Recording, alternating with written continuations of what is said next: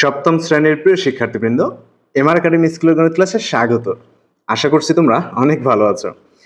আজকে আমি তোমাদের নতুন গণিত বই থেকে অধ্যায় 3 অনুশীলনী 3-এ আছে পরিমাপ বিষয়ক অঙ্ক। তো আমি 4টি পর্বে কিন্তু 16 পর্যন্ত অঙ্কগুলোর সমাধান করে দিয়েছি।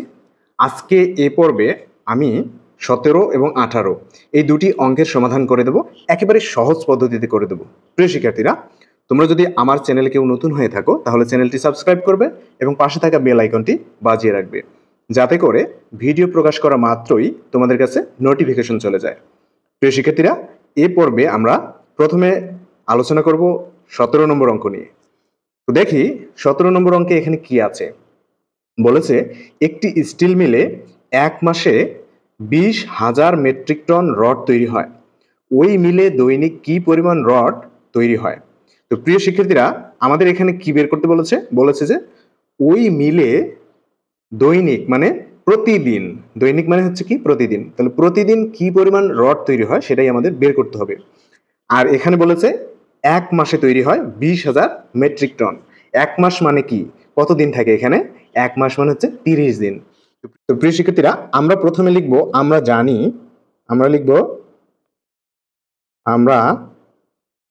আমরা জানি। তো আমরা কি জানি? এক মাস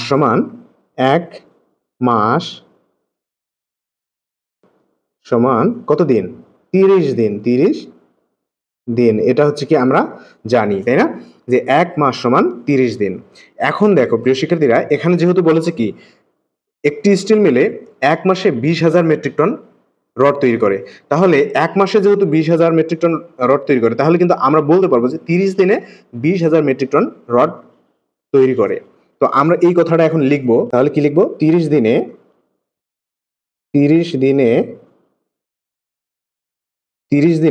স্টিল মিল রড তৈরি করে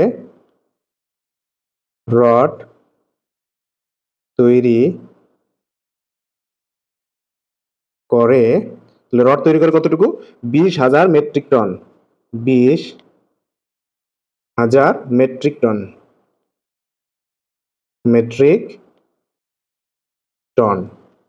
তো প্রিয় শিক্ষার্থীরা দেখো, আমরা এক মাসের পরিবর্তে লিখলাম কি 30 দিনে স্টিল মিল রড তৈরি করে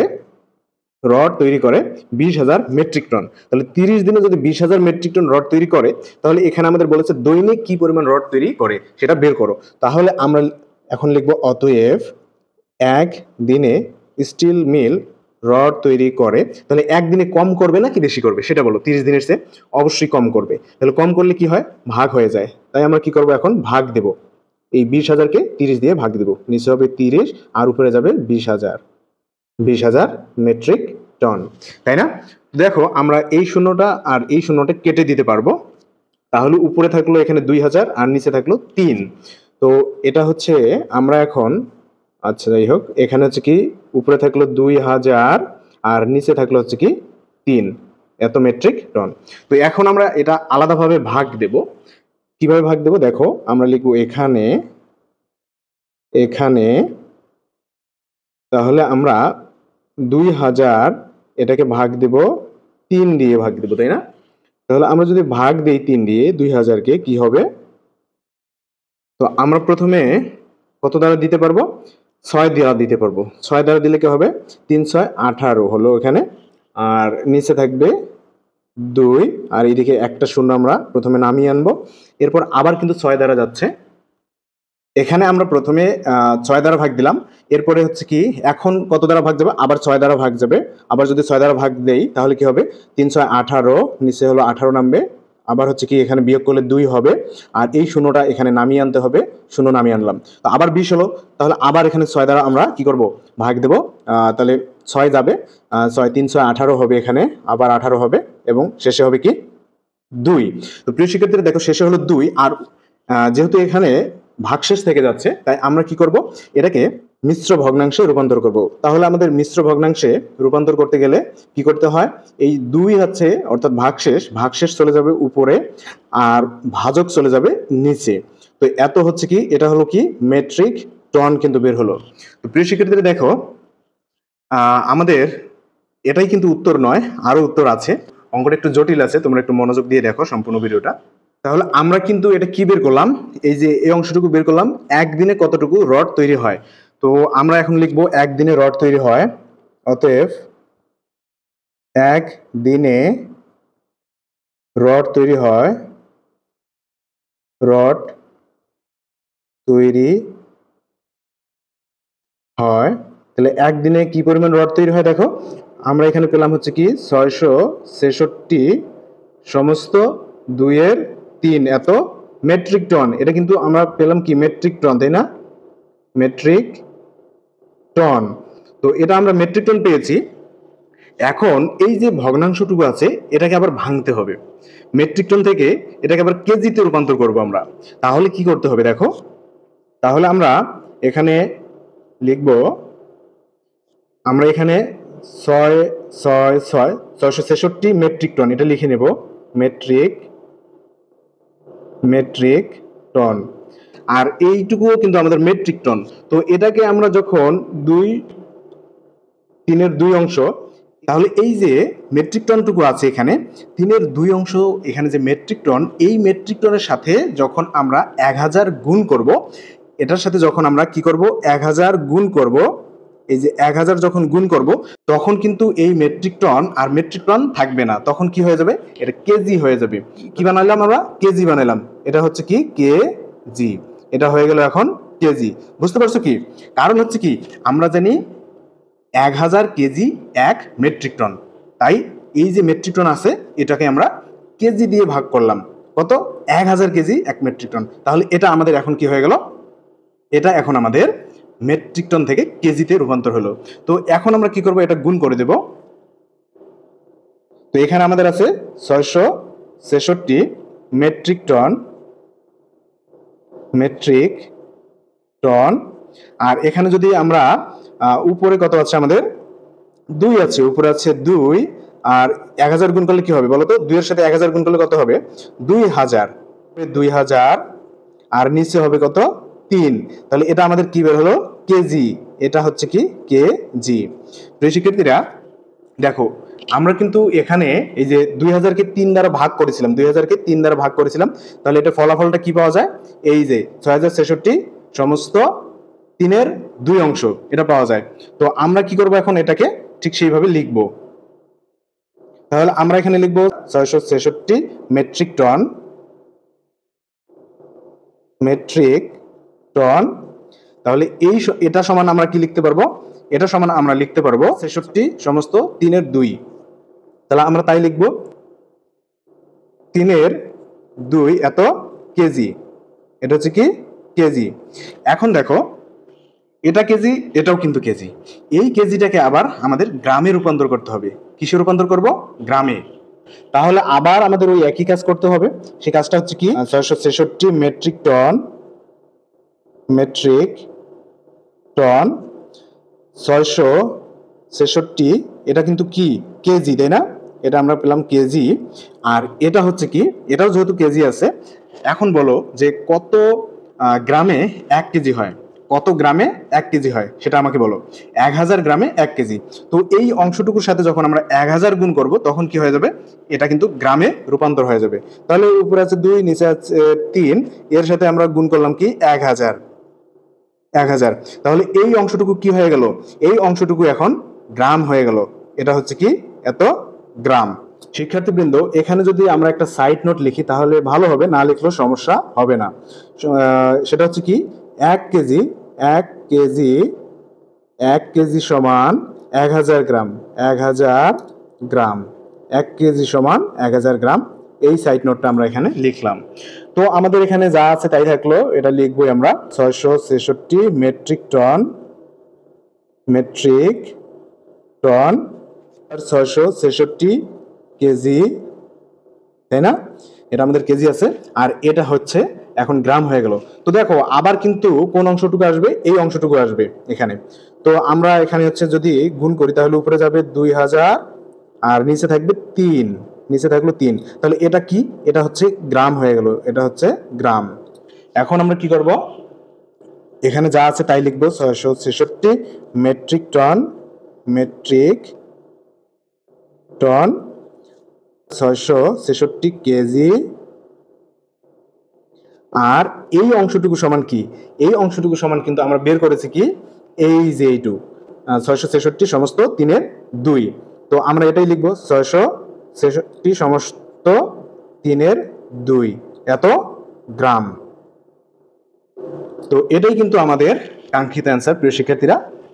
তাহলে আমরা লিখবো উত্তর উত্তর উত্তর কি 666 মেট্রিক টন,